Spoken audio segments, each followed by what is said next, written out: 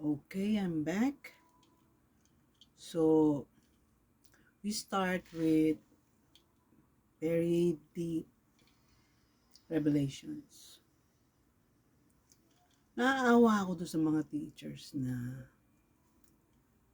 Christian pagkatapos kasama sa curriculum nila yung ituro nila yung evolution. At hindi yun. Kasi alam mong hindi totoo in your faith. Pagkatapos ituturo mo. Ang knowledge, iba-iba ng level eh. Napakataas ng spiritual truths. Napakataas. Bakit napakataas? Hindi mo pwedeng ituro sa walang renewed conscience or renewed spirit. Yung spirit kasi uncreated. Ito na, malalim na to. Remember that you are made in 3 parts. Kaya nga, sophisticated ka as a human being. You have the body. Yung body mo hindi simple Yung brain mo pa lang matindi. Meron kang imagination. Meron kang ambition, meron kang desires. Nakakita ka na ng pusang nagplano kung anong gagawin niya for the next 10 years. Wala ang hayop mo. Wala silang plans. Bakit? Napakataas or sophisticated ang merong ganong level sa brain. Instinct meron sila. Dati hindi sinasabi na may soul ang ang animals Late yan lumabas Kaya nga I'm so glad na pinanganak ako ng 60s. Kasi lahat dinanas ko. Inabot ko pati YouTube. Napaka-exciting ng YouTube. Kung renewed Christian ka. Dahil ang YouTube, para siyang pinagsama-samang body of water. Andun ang kanal, nandun ang sewer, nandun ang dagat, nandun ang bukal. Nasa YouTube lahat. Demonic, angelic, deep revelations of theology, mystical truth, andun din ang occultism. So kung wala kang guidance at tira ng tira, nood ka ng nood lahat ng binibigay ng YouTube, hindi ka nagdadasal bago ka manood, yari ka, inday. Sige nga, subukan mo nga kainin lahat. Kainin mo pati basura, kainin mo ang mga bulok na. Subukan mong kainin lahat. Malinis, madumi, infected, lahat na. Ano kalalabasan mo? 'Di ba? Mamatay ka. Masisira ka. Magkakasakit ka muna. Pag hindi mo sinolusyonan, hindi mo tinigil yung pagkain ng bulok, sisira ka, mamatay ka. So, intellectually, kasi nga may soul nga tayo at nasa soul natin yung ating what? Ang ating mind. So, ang mind mo dapat pinoproteksyonan mo yan. Pag nakita mong medyo nasa darkness na yung pinapanood mo, kikita mo puro na to Hindi na to panonoorin ng Holy Angel. Diba? Yung mismong guardian angel mo magtatago na Kasi, ano na yun parang nakikita na nila yung nadidiri sila sa darkness. Ang YouTube meron yan. Kompleto yan. Ikaw, nasa discretion mo. Kaya nga meron pambata, pang matanda, pang edukado, pang eklabono.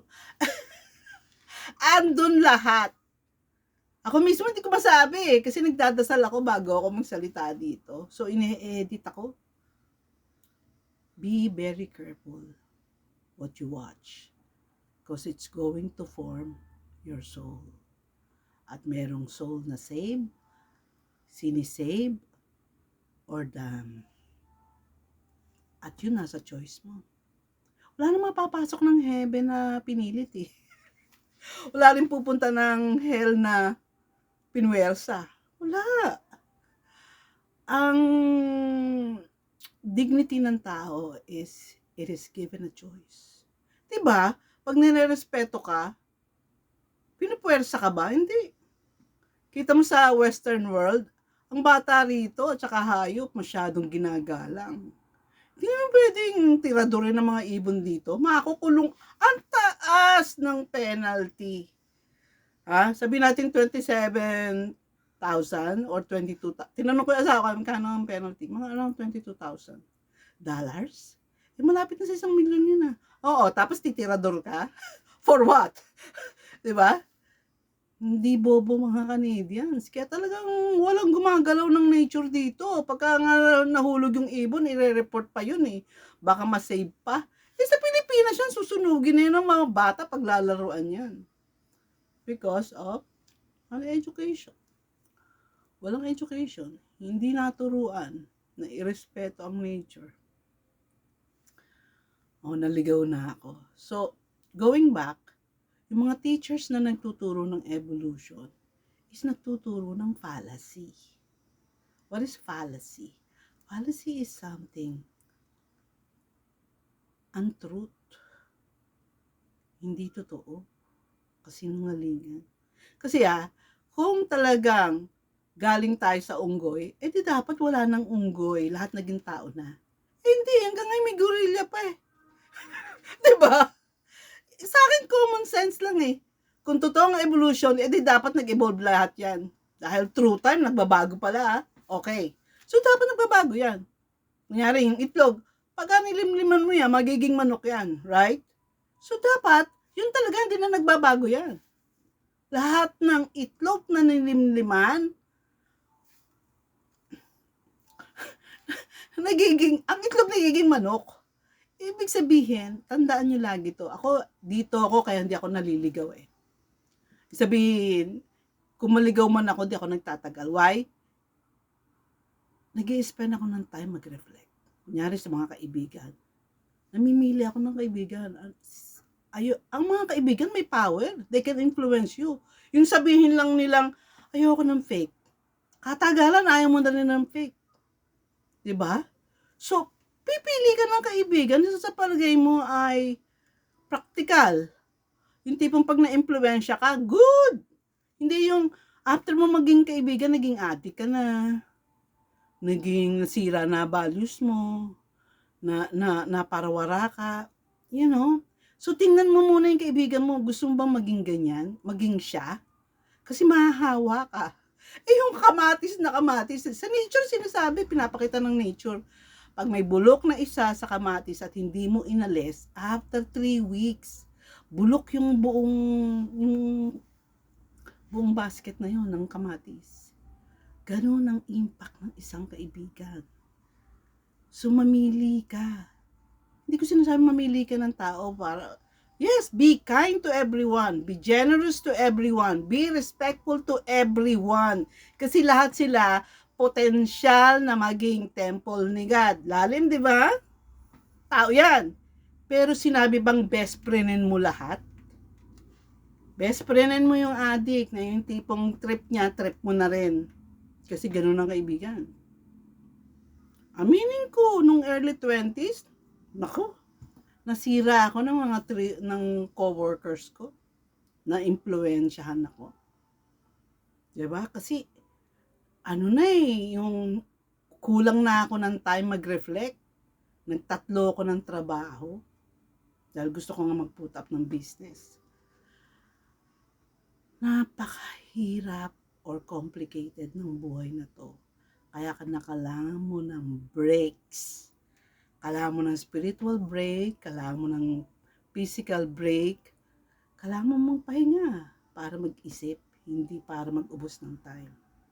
Kasi nga, sinasabi ko, ang buhay na to ay may deadline. Kaya hindi mo pwedeng sayangin. Kung nasayang mo yung 5 years mo, umiyak ka man ng bato, hindi mo mababalik yun. Okay, naligaw na ulit ako, balik tayo sa evolution. Evolution is not true. Alam mo kung bakit? Pag pinaniwalaan mo yan, mapapansin mo, lalamig ka sa Diyos.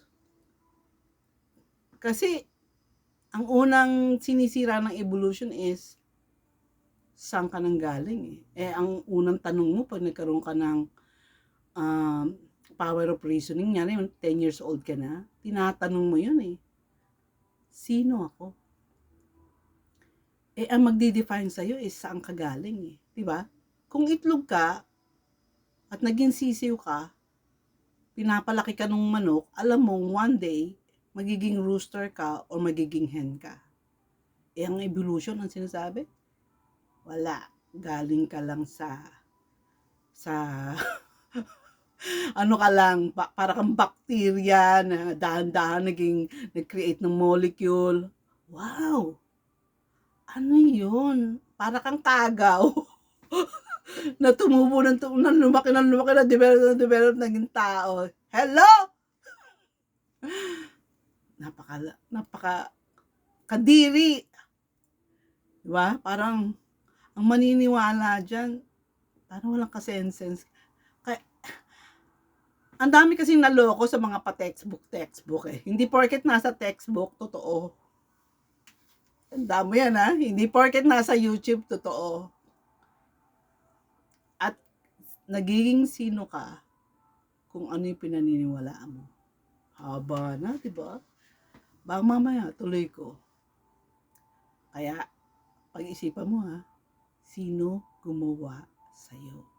Meron kang pinanggalingan. Siguro tuloy ko ng konti.